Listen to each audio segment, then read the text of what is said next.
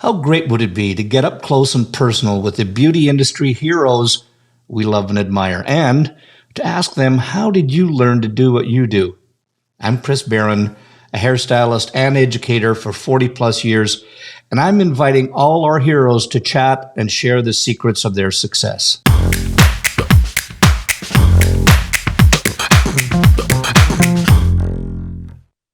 You're going to love this week's guest. This gentleman has been with the Sassoon organization for about 31 years, where he launched and developed Sassoon's academies in the US, Canada, and Shanghai. He was well as global education dean and the education director for North America. This gentleman has educated in almost every country in on every continent. He was awarded the Cutting Icon and the Knight Award for his contribution in hair by Intercoiffure. With NAHA, he was Educator Year, the finalist, and Haircutter of the Year. This week is none other than my good buddy and John Paul Mitchell's artistic director, Mr. Stephen Moody. Now, let's get into this week's head case. Stephen, I can't tell you how excited that I am on here. And, I have to say this, that it's often, when you're looking at doing podcasts, et cetera, there's always that little niggle in the back of your brain that goes, well, what if I invite them and they say no? Because, I've got to meet you a few times in the past, but, but before that, it was, as in other people's eyes, you are one of the icons that are up there. I mean, with your Sassoon history, and probably one of the people that knew Vidal. And it's just such a pleasure and honor to have you on here just to, talk stuff, so welcome. And it is absolutely an honor to have you on here. Well, Chris, thank you. It's an honor for me to be here. Thank you for inviting me. And probably most importantly of all, I want to thank everybody that's listening and participating in this. And I think you and I chatted about this kind of prior. This conversation is going to be very kind of fireside. And I just hope that people listening in, they can get some value takeaways from the next few minutes. That's exactly kind of where we want to go with this. So I always think that it's really important for people to know how we got into this. So, but I know I have a little bird that told me, because I always like to find out, did you have another job or where did this come from? But I understand a little bird told me that, was it a tractor company that you worked for prior to get into hair? Was that, do I have my sources correct here in my digging? You are not far from the truth, Chris, and I know who the bird is that you're referring to. So the long and short of it is I don't know I got into hair. I think hair got into me, in the sense that I was born and raised in and around a hair salon. My mom was a Sassoonaholic, an educationaholic when it came to floating her boat. And, my friends at school, obviously when you're 15, 16, you're incredibly impressionable when it comes to your peers.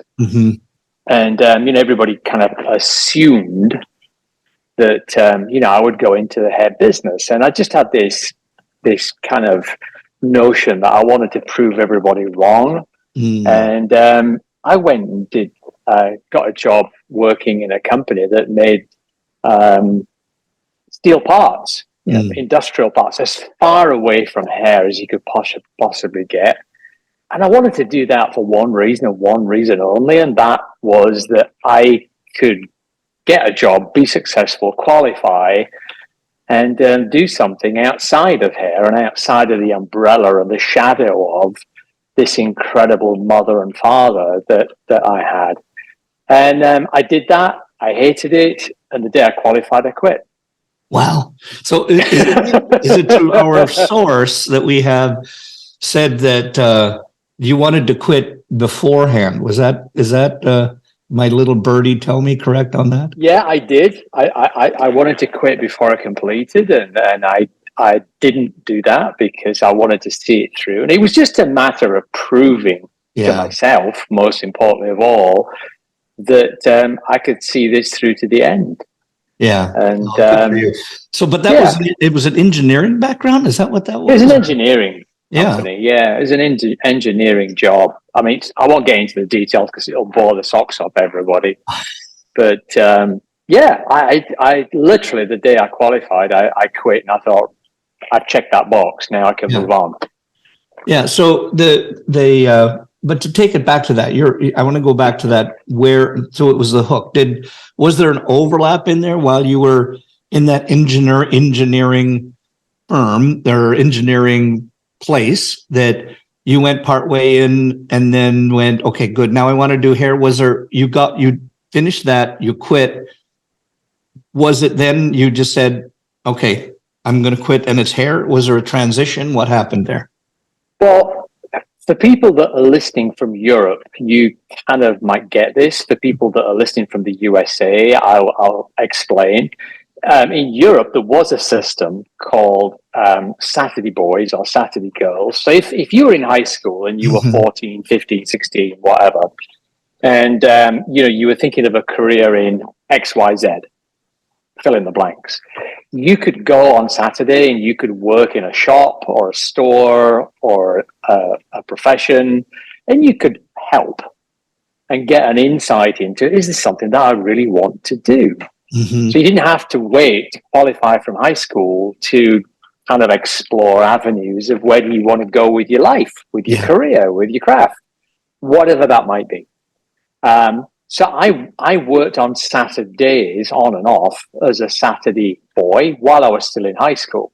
And I kind of got the bug for hair and I enjoyed being around hair. I enjoyed being in the salon. I really enjoyed the whole buzz, really. So it was in my head long, long before I graduated high school because I'd done the Saturday boy journey and confirmed, hey, this is something that fries my onions. I think I'd like this. Now, exactly what I wanted to do, where I wanted to do it, I wasn't 100% sure. But I also had this nagging thing in the back of my head, Chris, that I had to prove a point. Like most hard-headed teenagers, I had to go off and prove a point.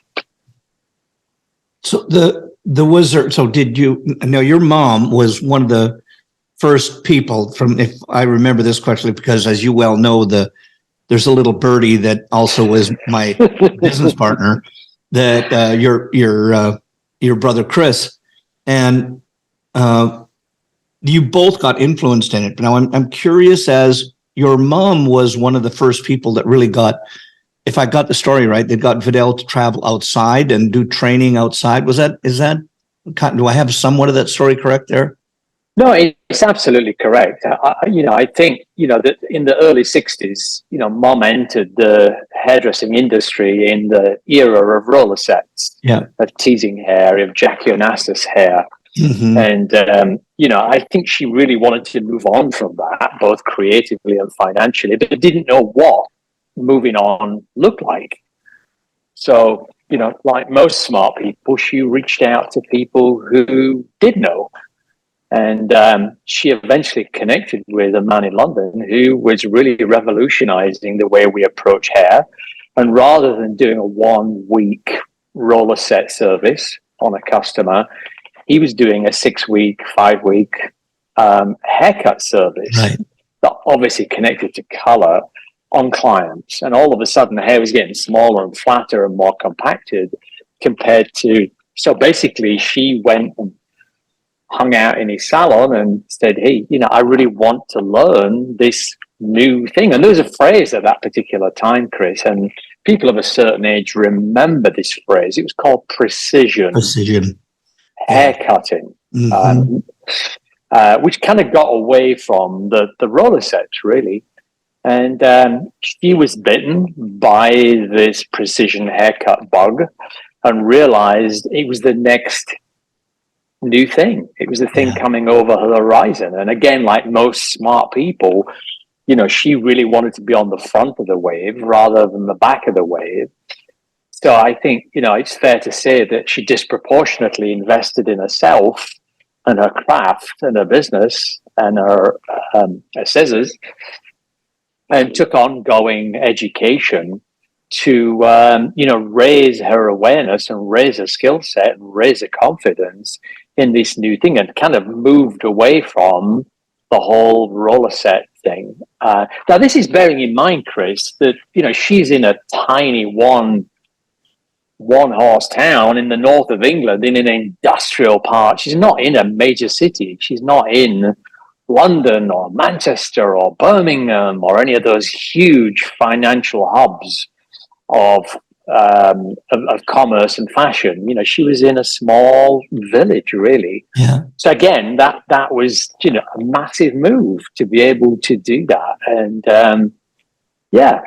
You hit on a point there, though, because I think this is really important for the people watching and listening this, that sometimes we can really pigeonhole ourselves by thinking we're not in a metropolis, whereas you can be in a smaller area and still be a visionary, still be intelligent and creative. A lot of people will go from those areas and try to go to a larger center so that they can develop it. Yeah. But your mom was the kind of person that went, no, I can do that here too. Because the people, if they want that there and they have to travel to do it, they'll have it here too.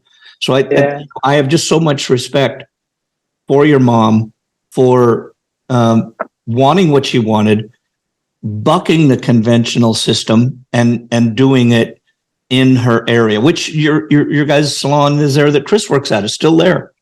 Absolutely. So, and then this was the home that I was raised in. Yeah. And the salon really was the front living room. And that salon grew, and it eventually took over the whole ground floor, and then it kind of worked its way upstairs, and basically the salon evicted us. So we had to go and, live someplace else because, the salon. I know exactly what you're. It's funny how we parallel. My mom was in Humboldt, Saskatchewan, freshly divorced. We didn't parallel there, but my mom, we were above Sears, like it was in Simpson Sears in Canada way back then, and I was in school, and we had the front of our second floor apartment was mom's salon upstairs, and in the back there was our kitchen bedroom, and we really had no living room. In the evening, when the salon was closed, we'd go, and the TV was in the salon, so we'd go and sit in the salon and watch TV in the evening. So it's really, really interesting how our parents learned to provide for us and make adjustments. Now, but I want to hit on now. Did you start then? Now, so you got the bug, you got out of there, you did your Saturday boy thing. What happened there? Fill us in the blanks. Where did you work in mom's salon and then transfer over to Sassoon's? How did that transpire? I kind of, there's a light bulb moment, a snow shovel moment for me. That I think it was 1973, 1974. You were 4. And I was 4 at the time. And my mom took me to something called Salon International, which, again, for people who've not been, it's arguably one of the biggest trade shows. Yeah. It's in London, and I kind of had this thing in the back of my mind, this is something that I should go into. But there was a nagging thing, well, that's the obvious thing to do, Stephen, because you come from a family of hairdressers.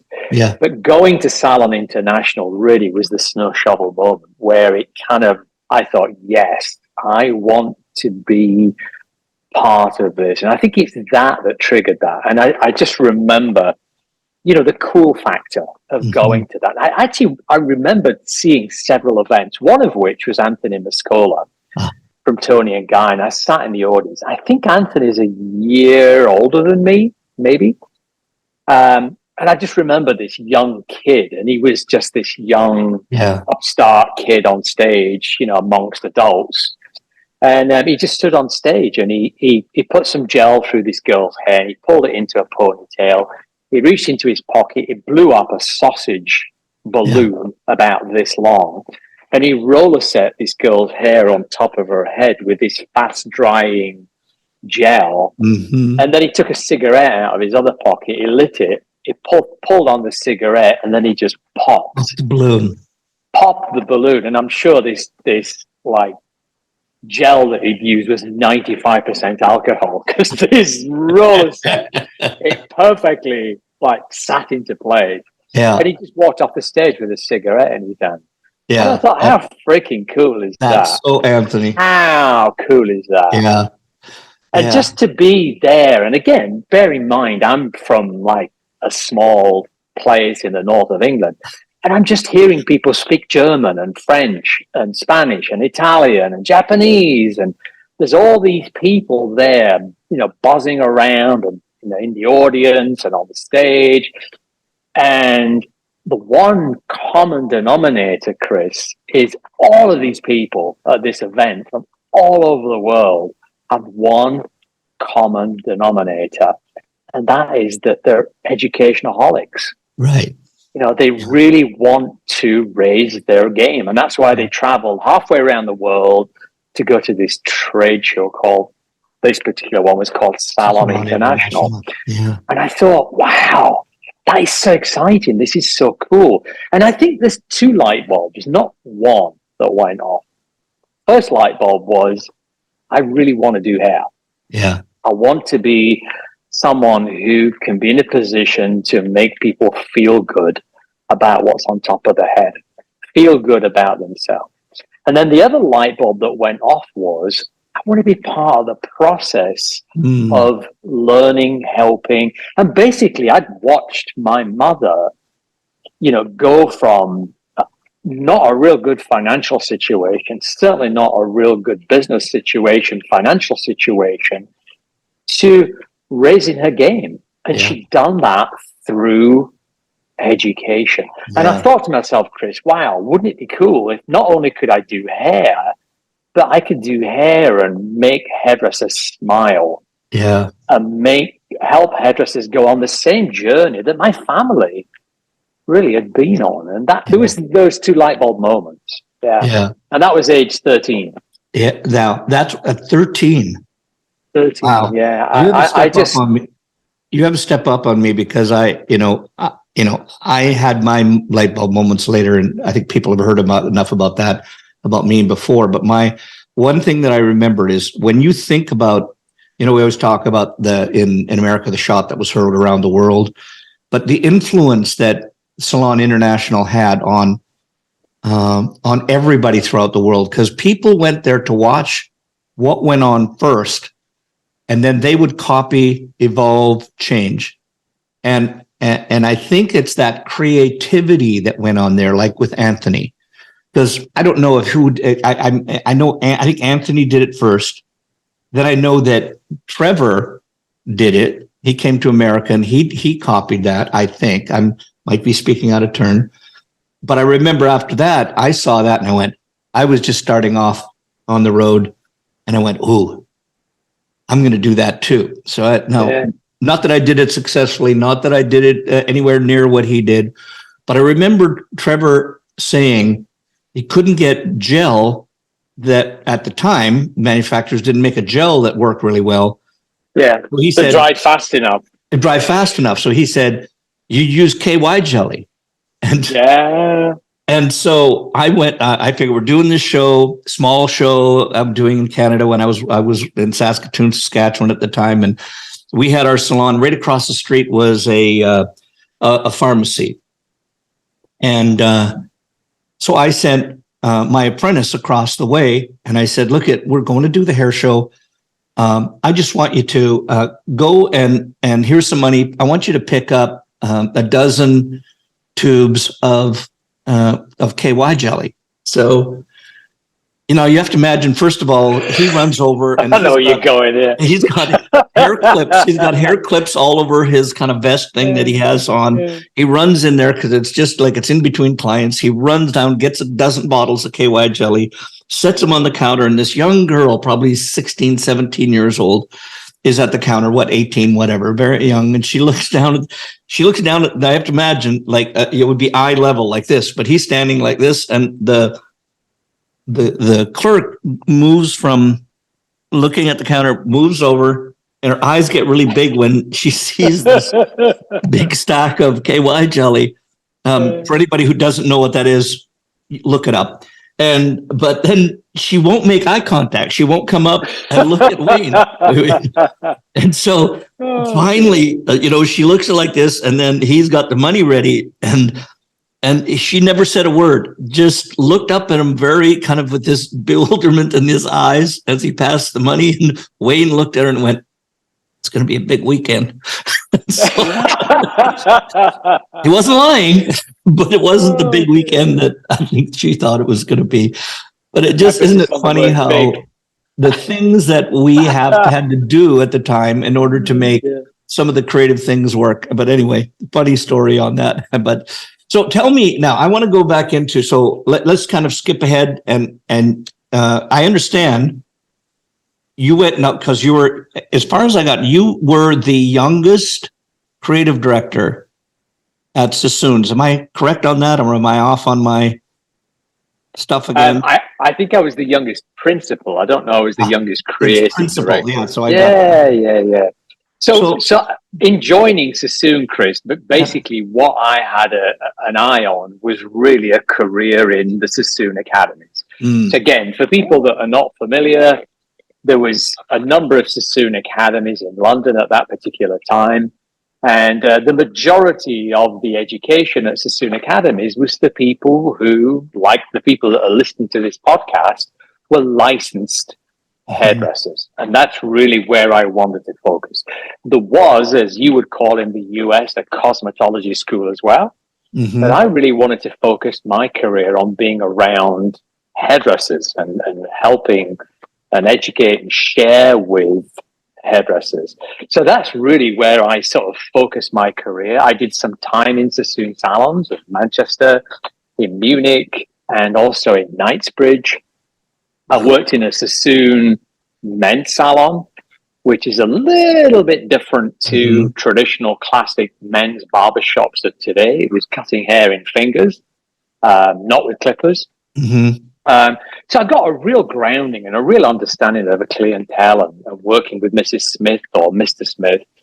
But I constantly kept putting in my resume to transfer from the salon division to the academy division. And I was really lucky because in the early 80s, that came about. And again, for people who are kind of newish to the industry, in the 80s, hair was electric, absolutely electric, both with color, both with cutting, looks, fashion. I think it's probably fair to say, along with makeup, girls went out and the hair and the makeup was really the starting point for the rest of the wardrobe, for their overall image. And in the kind of early 80s, certainly, if you did a client in the salon and your next client was waiting and you finished your client and you repeated her hair on your next client, she typically complained. People wanted to be different. They didn't want to have cookie cutter looks, cookie cutter color. So in many ways, I think it was the epitome of really tailor-made or bespoke hair. Whether that was someone who was incredibly conservative or it was someone that was, a little edgy and punk, was in its infancy. But it was an exciting time in the craft. And I think the epicenter of the world of that excitement was definitely, London. Yeah. And, the music scene and the makeup scene and the fashion scene, the clothing, and the hair, it all really connected. So I was super fortunate to kind of cut my teeth and be in this epicenter of all of this happening, to be in the right place, early 80s, at the right time, the early 80s, in the right place, London. And I think in many ways, with an amazing company, Sassoon, and then within Sassoon, the science lab of Sassoon, the petri dish of Sassoon, was Sassoon Academy. Yeah. What was it? I mean, it's, there was this word on the street, whether it was legend or whatever, when Sassoon first started that, there was people just literally lined up down the block wanting to get in to get this precision haircut, this architecturally cut methodology that he used. And it rumored that when you went in, it's not that you didn't have a say. They were always treated with respect, but it's not necessarily what you got when you were there. It was something that they said, here's what you need. And I think that if there's something that hairdressers throughout the world wished for, was that. People just coming in and just saying, what would you suggest? And then having the moxie to say, you need to cut it to X, Y, and Z length.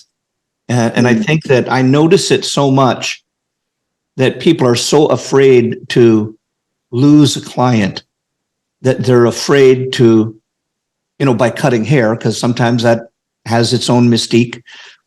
What do you notice difference in from London at that time or now, or as you notice in being over and living in America now?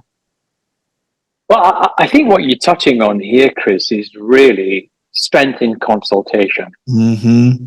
Of being able to listen to a customer, hear their wishes, look at the hair, look at the lifestyle, look at what's on top of their head. What's this material that you're working on? And obviously the material is hair, curly, straight, long, short, thick, fill in the blanks. Mm-hmm. What's the platform?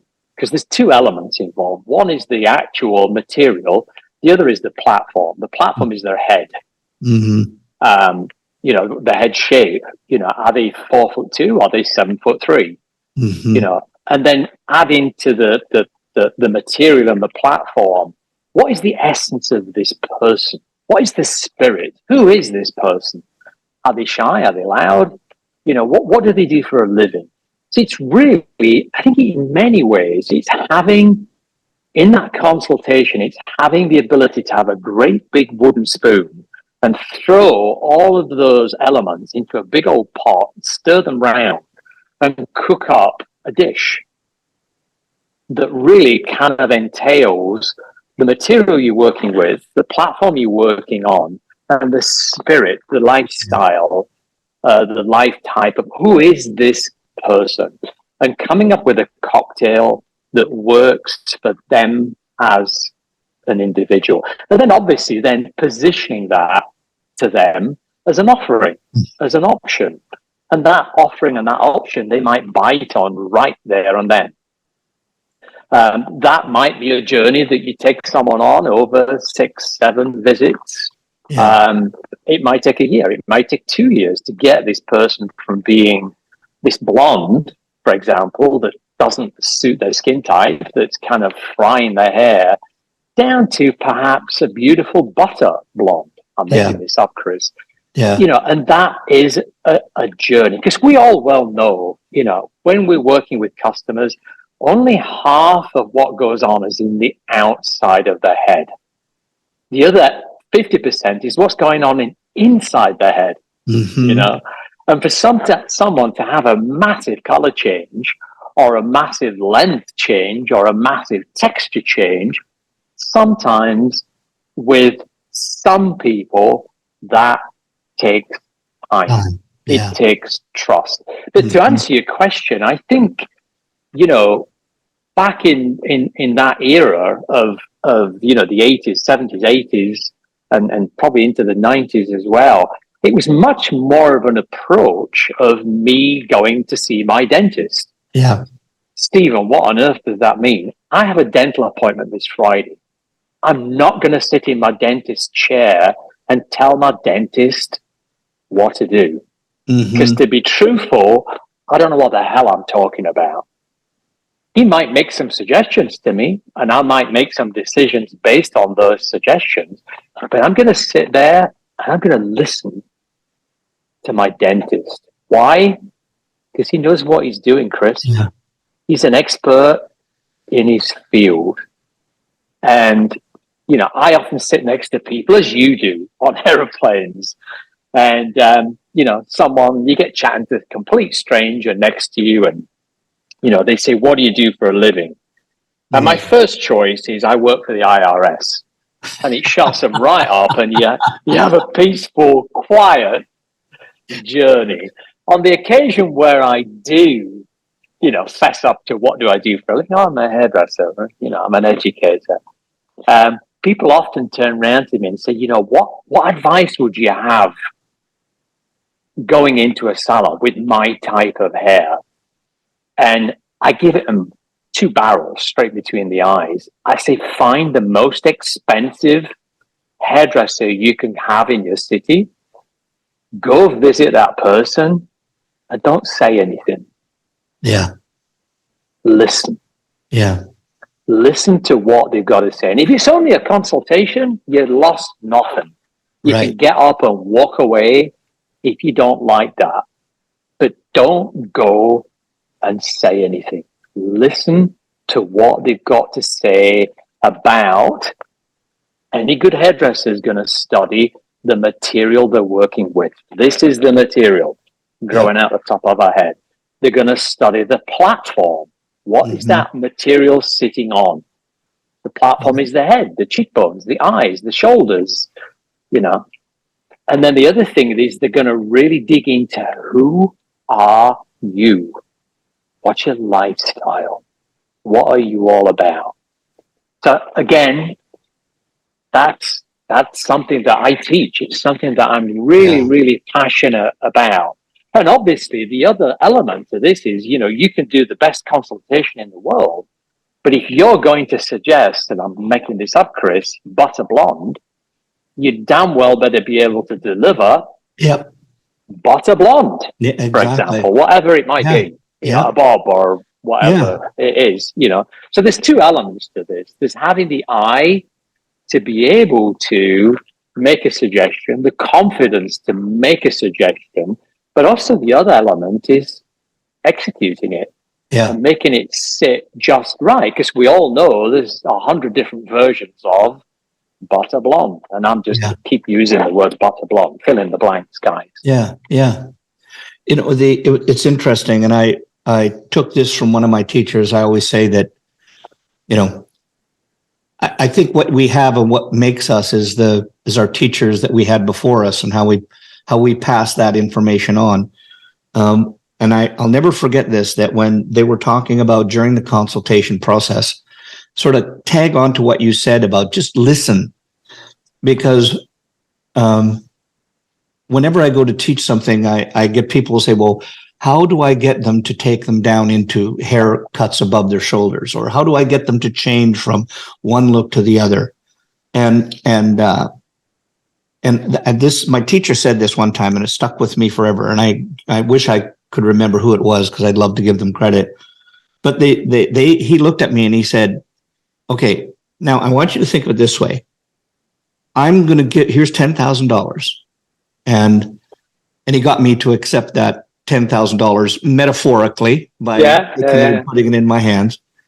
And then he said to me, if you could go to your favorite designer, and if you could say to that designer that you wanted to get them to make you something, and he said to me, what would you say to that designer? And I went, well, what do you mean? And he said, well, if I give you the $10,000 and you could only get one outfit, you can't have mix and match, do all these different things, just get one outfit, what would you say to that designer? And I had to think about it for a second, and I finally said to him, well, I'd probably just say, what would you suggest? And he said, exactly. He said, so if you can set that up with your clients, that if they come in with one thing in mind and they just say, look, I love that idea. Let's just go down this road as a designer. And so his message to me that always stuck with me, and I think it helped to change me from an order taker to a designer, was to be able to say, look, everybody's going to come in with one thing. Like you said earlier, that they don't necessarily know what they know. They only know what they've had. And only the designer is going to have the eye, the skill to be able to create that, but the finesse to be able to get them to do it. And because what you said is so powerful, because what I heard you say earlier, there's only two ways to get to that end result. And it's either with the scissors or with patience, when it comes to cutting. So you're either going to cut it, but not all the hair might be there yet. So you need the patience.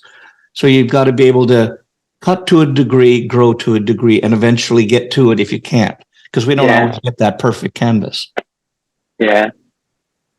Yeah. I think one of the things too, Chris, that's super important that I would like to share is through the consultation process, my mind is working so fast. Mm-hmm. And I sometimes end up listening with my mouth rather than listening with my ears. And I can I'm kind of listening to what they're saying, but am I? Yeah. Because in my mind, my designer mind, my creative mind, my haircutter's mind, I'm already putting things on the head. Right. And I barely got through, hi, I'm Stephen, what's your name? Yeah. And, someone said to me the other day, I can't remember where the heck I was now. And I'd flown to fill in the blanks.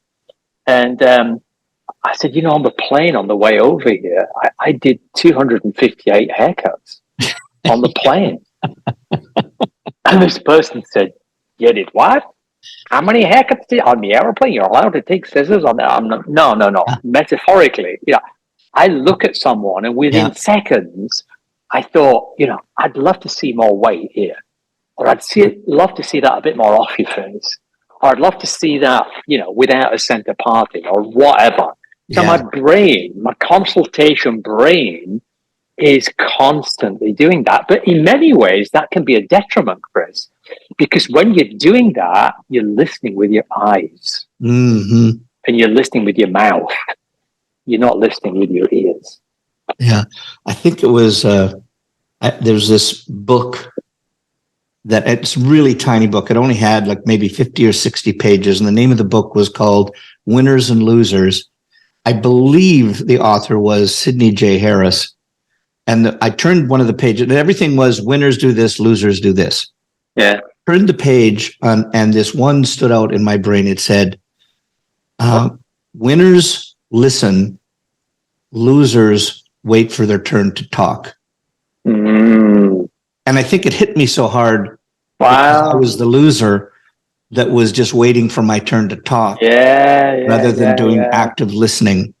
And it's hard to do because so many. It is. Our brains are racing. We've got something to add. I mean, I've already had 10 questions that I wanted to ask you, just what coming up in my brain, but by listening, I forgot them. But I think it's that attentiveness that you have to have. And that one stuck with me forever. So I think that if you're actively listening, sometimes you have to listen to what they're saying, but then the trick is listen to what they mean. Because they might say it in words, but they mean something else. And so you've got to dig a bit deeper. So that's what I find is really, and you know who's, as you well know, I know your brother super well, but he is terrific at that, is trying to find what's the meaning behind what that question was. And he's terrific at that. He's got an incredible mind. He's a smart guy. Oh, he is. And so being as that smart guy, and I alluded, I think we both know he's the little birdie that I got some information from.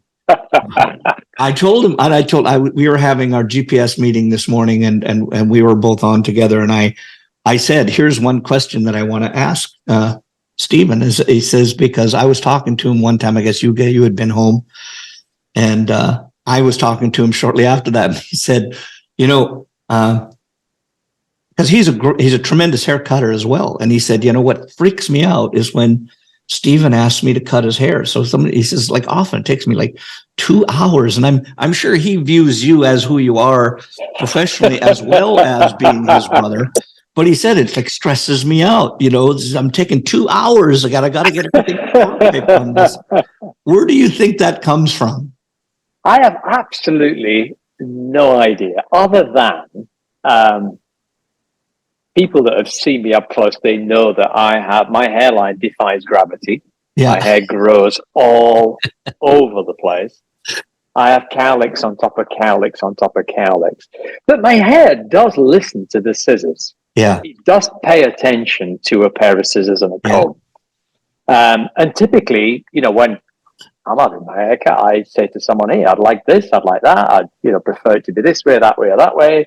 And then I sit down and I usually shut up. Yeah. And the main reason is once I've taken my glasses off, because I can't see anyway. So I had to wait until the end. I'll wait till I leave. Wait till I leave to put them on. Yeah. Yeah. And I, like yourself, you've cut thousands of people.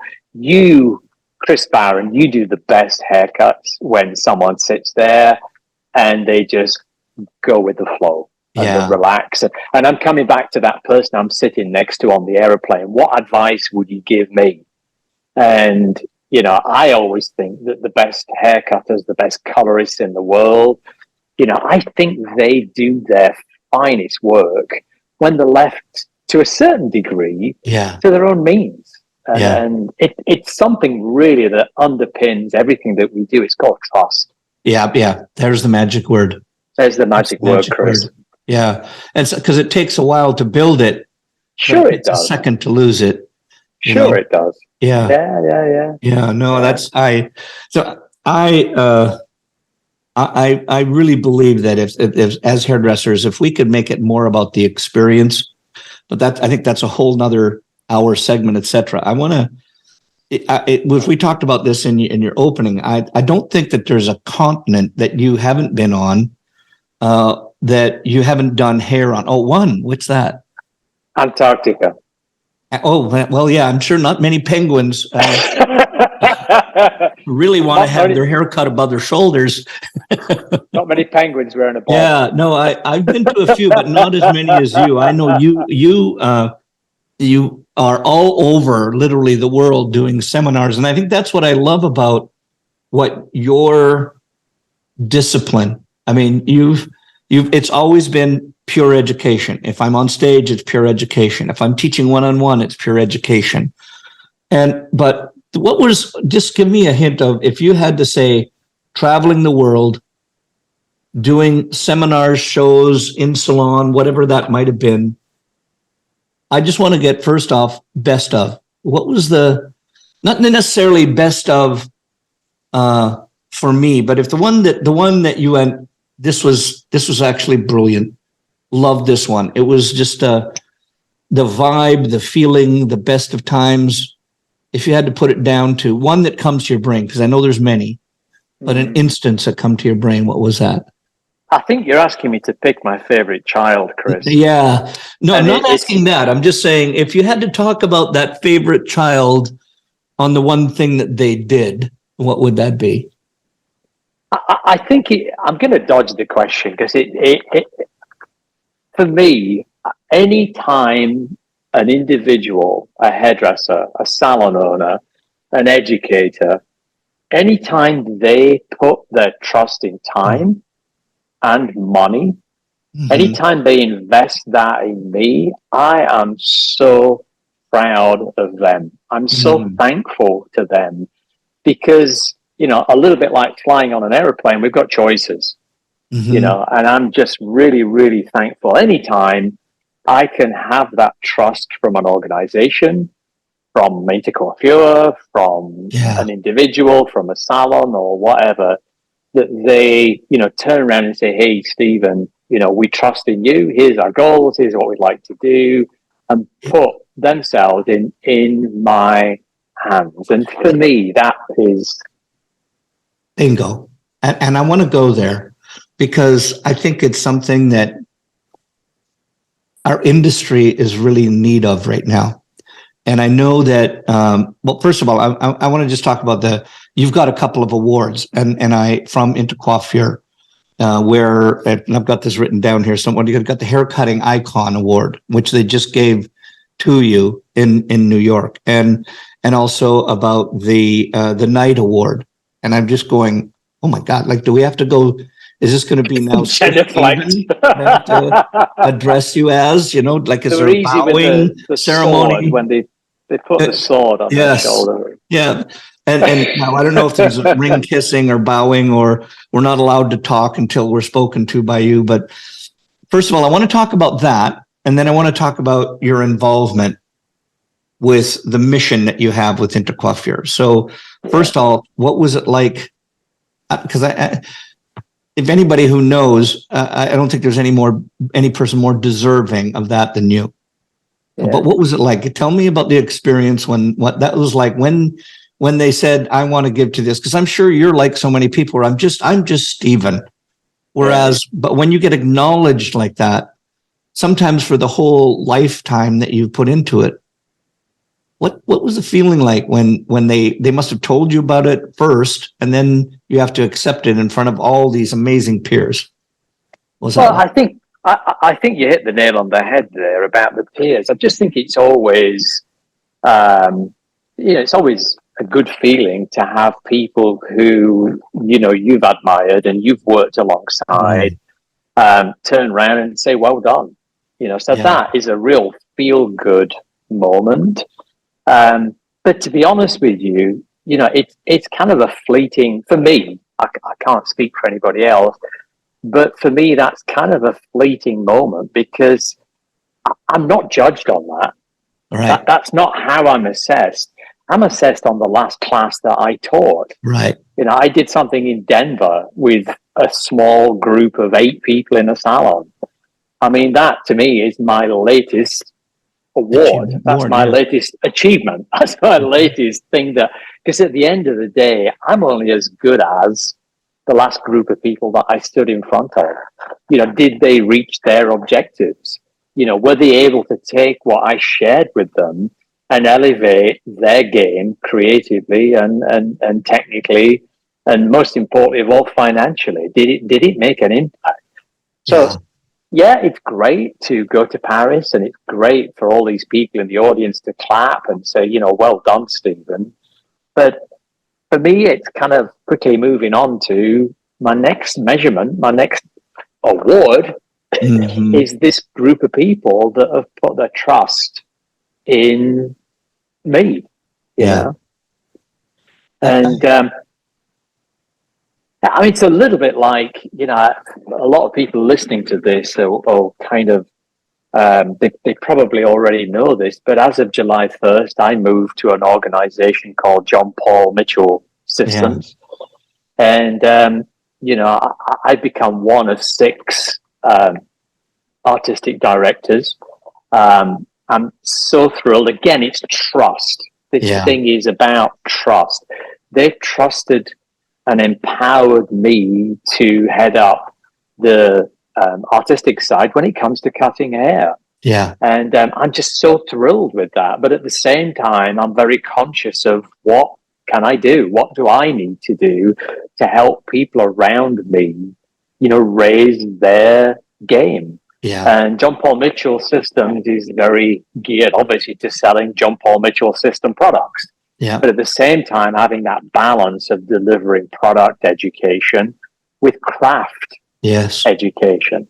And again, that trust is really aligning with my other co-artistic directors in Colin Caruso, who heads up the color side.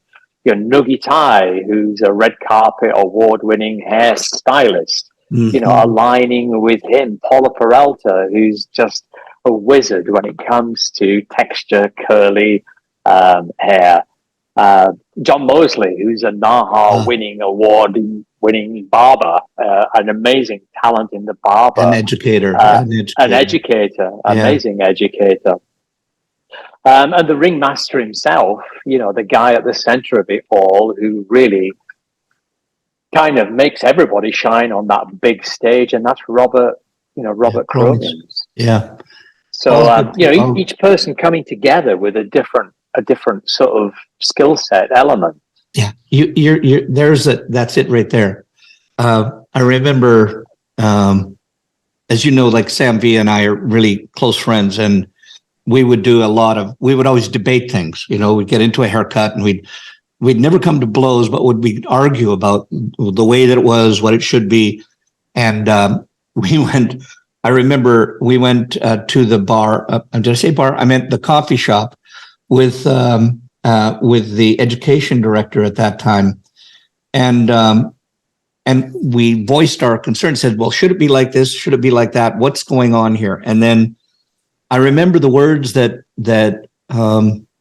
she said to us was, if both of you always agreed on everything, one of you wouldn't be necessary. And that always stuck with me. And I think that's where you really hit it there, because when you have Robert and John and you and all those people that are creative, like-minded in wanting to advance and help the hairdresser, that you're going to have to give, take, push, pull on all of those things to get the best result. Yeah. Yeah.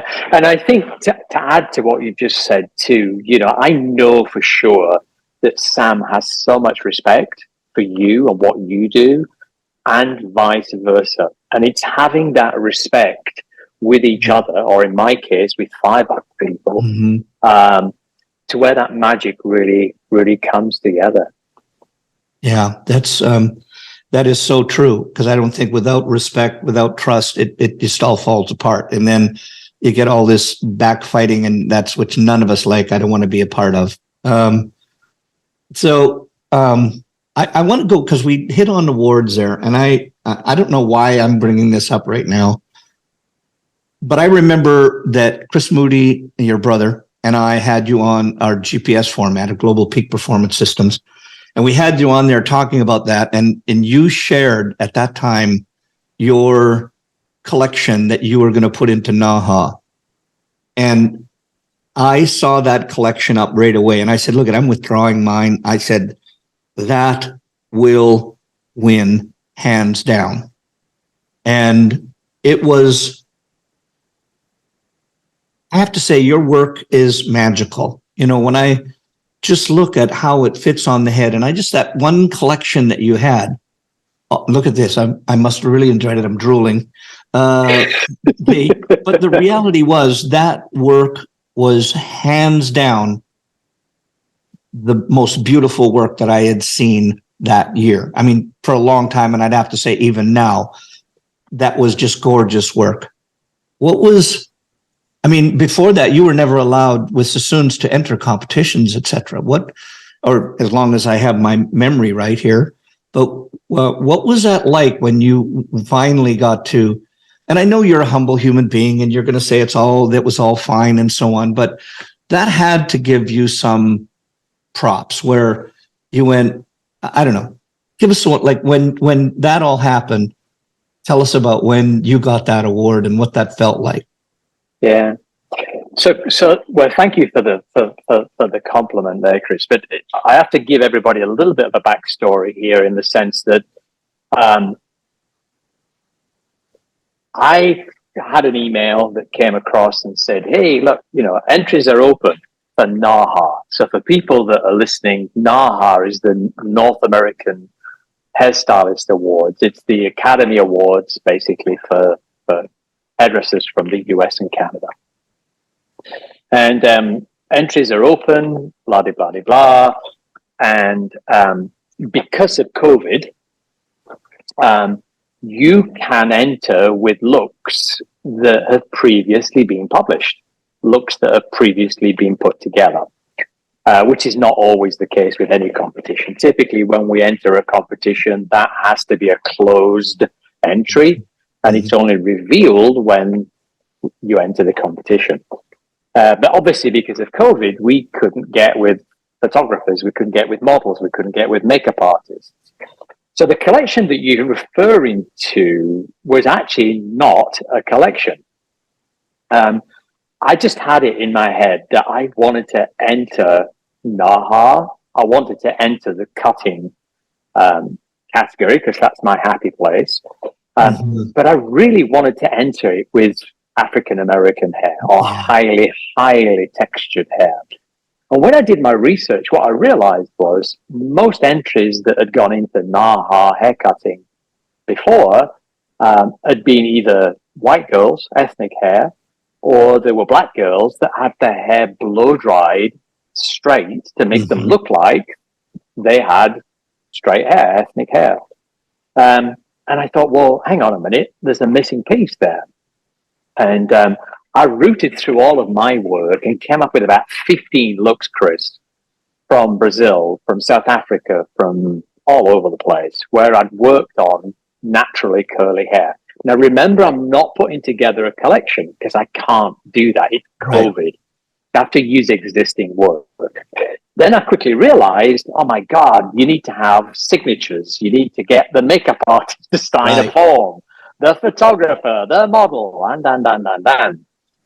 So this, 12, 15 pictures slowly came down to quite a narrow field. And the three looks that I ended up entering just by coincidence had all been photographed by a man called Nick Barati, who's my ex colleague from Sassoon, who's now an Yeah. amazing photographer, videographer. Check out his work on Instagram.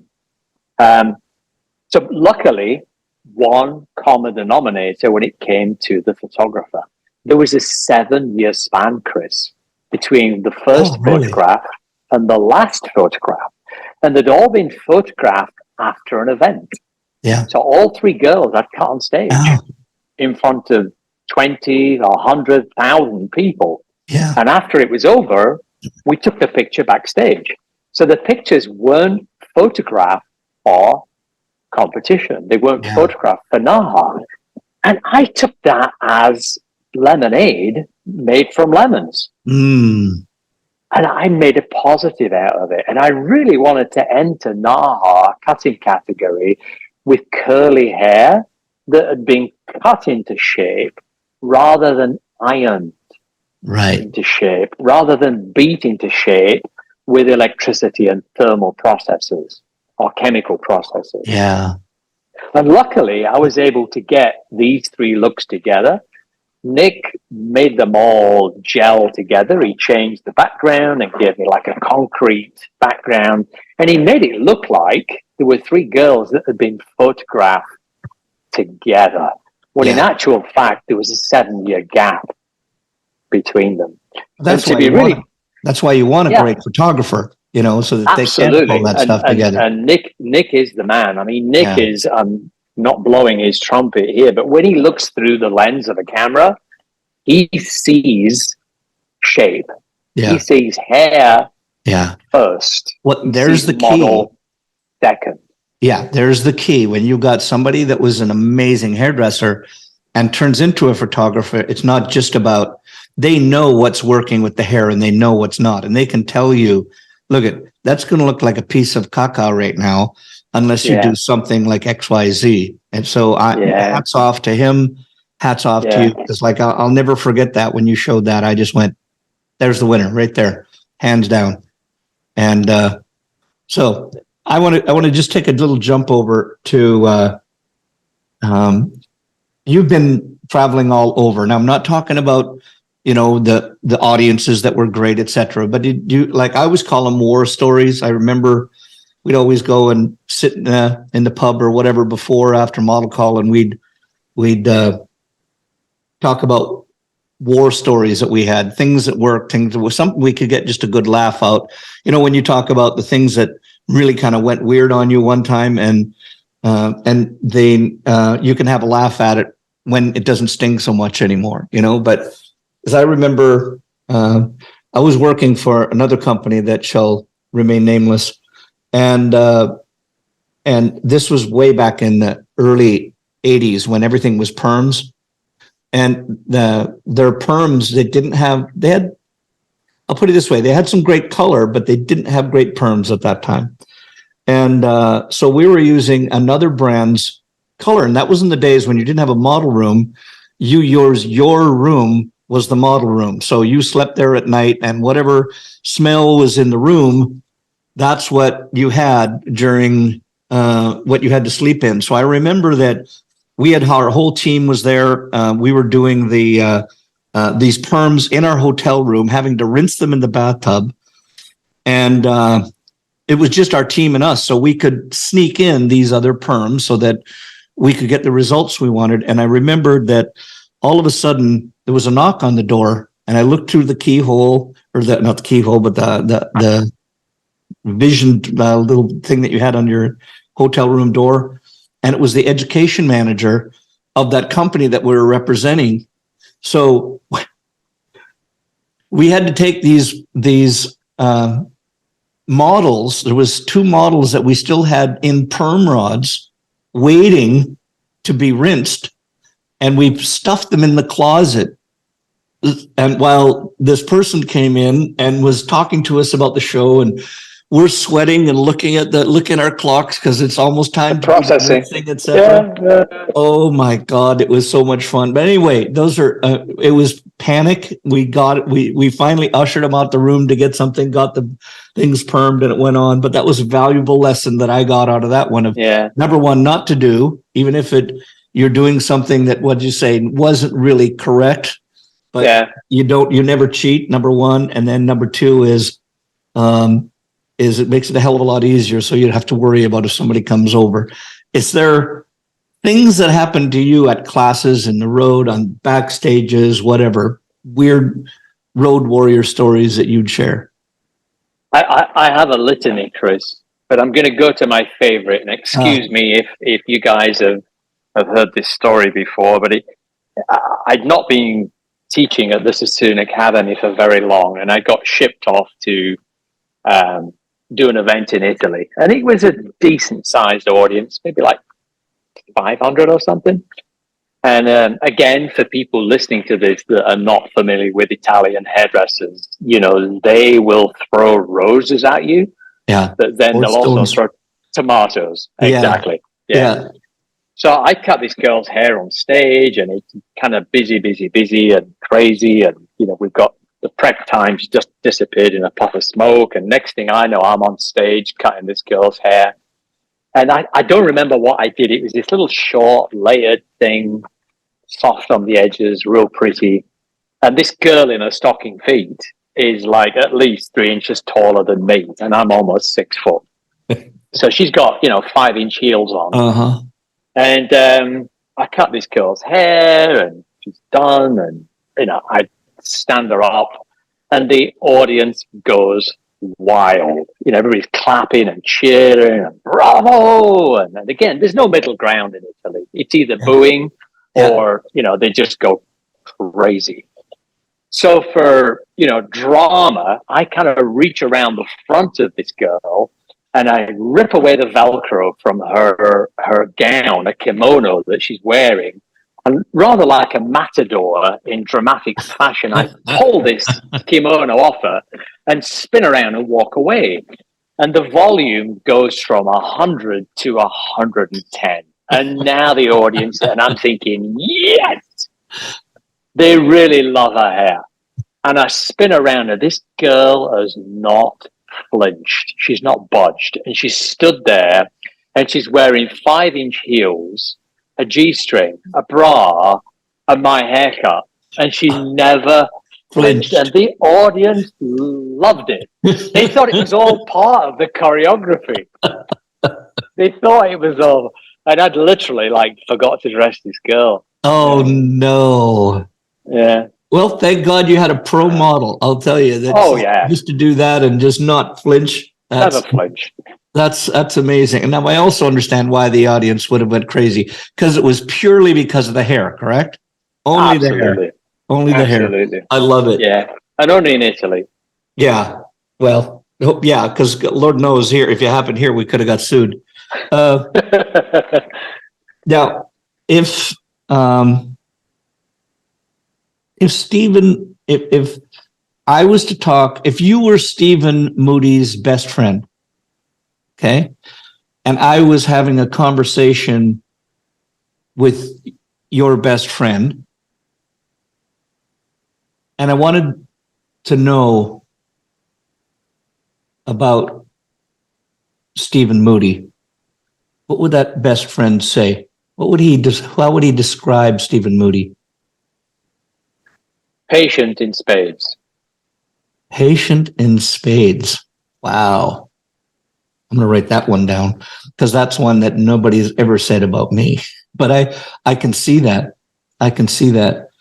I see that in the way that you talk. I see it because we've talked many times along the way, and I see that. I can hear it in the way that you said about your persona and dealing with clients behind the chair. That's amazing.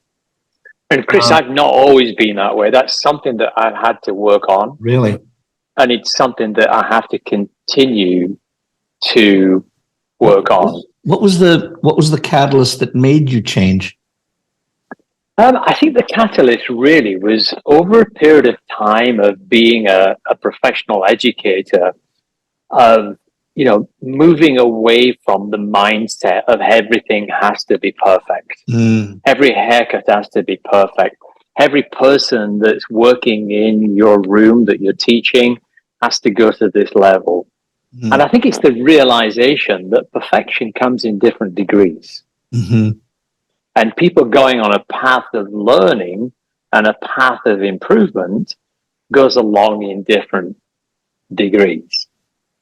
So, not everything is created equal. And I think what I'm trying to say here, Chris, is improvement, progress, perfection, transition. To one person is this. To another person, it's this. Yeah. Neither one is right or wrong, Chris. Yeah. But I think it's that really kind of, I think the thing that I have to remember and remind myself and remind others is this journey that Chris Baran and Stephen Moody's on. This journey is a marathon. It's not a sprint. And the younger Stephen Moody in his early 20s was sprinting away. Yeah. 10 to the dozen and was of a mindset that the person who finished first was the best. Yeah. And that was the only way to go. And that's not the case. Yeah. And it really is about helping people to see progress, not because nobody's going to get to perfection. Well, number one, there is no such thing, but personally, even if there was, you can't go from not knowing something to perfection in one go. So I know I went on that journey too. I'm still not the most patient person, but what I do think is I'm not as eloquent as you. And I always think that I always call it, sometimes throw yourself a bone, to the pooch, just, give the dog a bone. It's okay. People always, I think that if we don't show compassion as an educator, it's down the toilet because the people won't show any compassion for themselves. We live in such a judgmental society that when people are so afraid to make a mistake that they just don't do anything. So, the more Chris, I heard a beauty the other day about mistakes. Tell me. I heard a beauty and it was something along the lines of, failure is a bruise. It's not a tattoo. Oh, wow. I've got to write that down. One more time for everybody. Yeah. Failure is a bruise. It's not a tattoo. Yeah. Oh, that's brilliant. I'm going to use that and I will pass that on. This is what I got from my friend Stephen Moody. That's now listen. One more thing, and then I've got something I want to really kind of wrap this up on. Is if you could grant one wish to the industry, not for ourselves, not for me, not for you, but things that you see in the industry. If you had one wish for our industry, what would that be? You could go like this, and that would change. Yeah. Can I have three? You can have three. I think the first one would have to be something that's quite current. And please take what I'm about to say with a pinch of salt. But I think one wish would be for all of us, myself included, to be more judicious with irons. Use irons to polish hair. Use irons to make hair look great. And polish and refine hair is what I'm trying to say, as opposed to using irons to build shape. So, Stephen, what on earth does that mean? It means that we've got to remember that, when we send a customer out of the door, and what we're really looking at is shape created with irons, that's really a roller set. Bingo. It's only as good as the next time she gets in the shower. Underneath there has to be something that's structural. There has to be something that she can work with, she can manage, and she can also polish. And I think it kind of leads me on to my second thing. And again, please pinch of salt, everybody. Be kind to hair. Be kind to hair. Stephen, what on earth does that mean? It means we've been through a decade and a half of really being hard on hair. And I think coming out of the C word and coming out of this lockdown that we've had and moving forward, I think there's an era of being gentle, being kind, being respectful with hair, whether it's the way we blow dry it, or it's the way we color it, or it's the way we iron it, or it's the products we choose in treatments, shampoos, planet friendly, kind to animals, whatever. Be kind to hair, because I think when we're kind to hair and we're respectful for hair, with hair, I think the hair gives us back. It's kind to us, if that makes sense. Yeah, no, that perfect sense. Perfect sense. And then the next thing kind of comes back to money, because I always want to come back to money. We're here for money. None of us work for a charity. Right. The other thing I'd love to see is people really studying and really embracing shoulder length and above hair. Shoulder length and a hair above hair that connects to color. And maybe that color's 2 colors, 3 colors. Maybe that color's in foil. Maybe that color's placed so that color speaks to the haircut. The haircut speaks to the color, but it also speaks to the texture. It connects back to texture in hair, whether that texture's with product, that texture's her own God-given texture, that texture's enhanced with irons, not created with irons, enhanced with irons. You mentioned the P word earlier on. Maybe that's coming down the track too, Chris. Maybe that's not too far away. But most importantly of all of the above, shoulder length and above, 2-3 colors that complement that shape, products that complement all of that, they connect to texture. But most importantly of all, I think all of the above comes back to what I started this podcast with, and that is the word bespoke. Yeah. Bespoke is a really fancy English word. And what it really means, guys, is tailored for. made. It's tailored for. And the 2 analogies there is, you can go to Nordstrom's, you can buy a perfectly good suit off the rack. And if you're lucky, it'll fit you fairly well. Or you can go to an expert tailor and they can cut that cloth to fit you and you only, and you're going to look like $1 million. That's bespoke.